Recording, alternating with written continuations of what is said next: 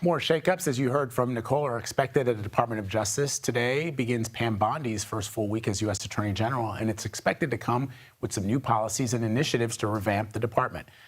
I want to bring in CBS News Department of Justice correspondent Scott MacFarlane. Scott, the FBI has already seen a slew of potential layoffs. What more could we see before Kash Patel, should he be confirmed, takes over as director?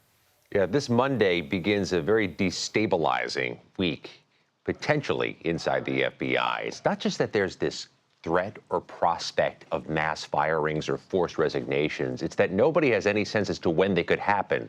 So one agent told us the agents are checking their email regularly, every few minutes, to see if that's the moment they get put on leave toward a possible firing. That is a distracting way to do your job, and you certainly don't want FBI agents who chase terrorists for a living to be terribly distracted.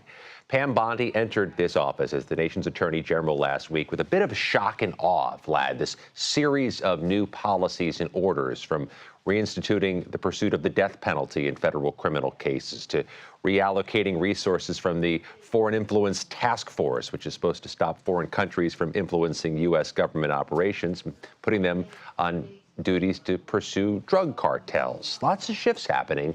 We'd expect more of those in the coming days and weeks as the new leadership of the Department of Justice starts getting its roots in the ground and starts taking over more and more of the operation.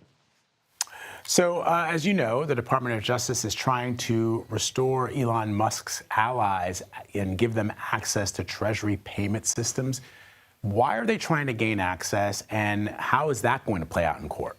Yeah, now that the Department of Justice is overseen by Trump appointees, they are now taking the position of supporting Elon Musk in his efforts. A prior Department of Justice may have tried to stop somebody from getting access to Treasury payment systems for those who have unclear tethers to the government.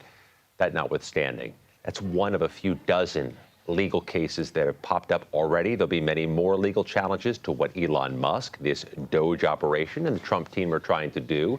The Department of Justice is now serving as their lawyers in court, trying to help Elon Musk along. What does he want with access to Treasury payment information, the thing that gets checks out to Americans? The argument the Trump administration is making, Vlad, is they're looking for waste, fraud, and abuse. And the best way to find that is getting into the systems themselves. All right, Scott MacFarlane reporting for us from Washington. Scott, thank you, my friend. Thank you.